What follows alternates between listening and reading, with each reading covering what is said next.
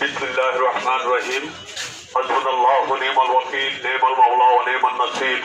হাসবিয়াল্লাহু লা ইলাহা ইল্লা হু আলাইহি তাওয়াক্কালতু ওয়া হুয়া রাব্বুল আরশিল আযীম। প্রিয় চিড়ার ভাই বোনেরা, আসসালামু আলাইকুম। আমি আসন্ন ত্রয়োদশ জাতীয় সংসদ নির্বাচনে মাস মার্কা প্রতীক নিয়ে নির্বাচনী ময়দানে অবতীর্ণ হয়েছি। আমি ব্যক্তিগত জীবনে দুর্নীতি, সন্ত্রাস, চাঁদাবাজি, রাহাজানি, দখলবাজি, মুনাফিকির বিরুদ্ধে সংগ্রাম করে আসছি।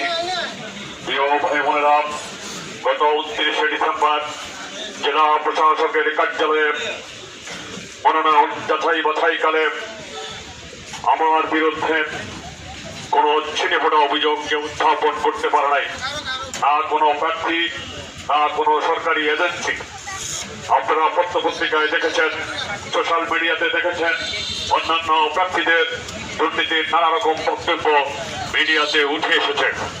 প্রিয় ভাই বোনেরা, আমি প্রতিজ্ঞা করেছি আল্লাহর সাথে, প্রতিজ্ঞাবদ্ধ চট্টগ্রামের জনগণের সাথে, আল্লাহ আমাকে নির্বাচিত করলে আপনারা মাস মার্কা প্রতীকে ভোট দিয়ে আমাকে জয়যুক্ত করলে আমি আমার যেই নীতি, যেই আদর্শ, দুর্নীতির বিরুদ্ধে, চাঁদাবাজির বিরুদ্ধে, দখলবাজির বিরুদ্ধে, সন্ত্রাসের বিরুদ্ধে, মুনাফাকদের বিরুদ্ধে যে যুদ্ধ, সেই যুদ্ধ আমি আরো সানিত করবো ইনশাআল্লাহ।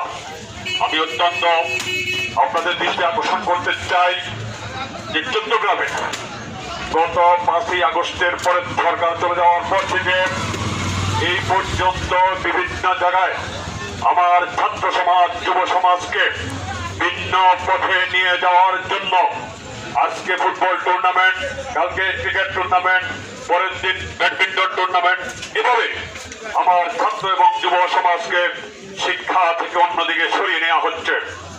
আপনারা জানেন, চট্টগ্রাম শিক্ষার হার বাংলাদেশের যে কোনো উপজেলার থেকে বেশি, কিন্তু চট্টগ্রামে শিক্ষার মান অত্যন্ত নিম্নমুখী। কেন? আমার ছাত্র সমাজ, আমার যুবক ভাইদেরকে পড়ামুখী না করে, কর্মমুখী না করে তাদেরকে নানা রকম বিষয় সৃষ্টি করে পড়ার টেবিল থেকে তাদেরকে দূরে সরিয়ে রাখছে, কর্ম থেকে দূরে সরিয়ে রাখছে। আমরা এজেন্ডা করেছি, আমরা এজেন্ডা নিয়ে নেমেছি। আমরা চট্টগ্রামের ছাত্র সমাজ, যুব সমাজকে আমরা শিক্ষামুখী করব।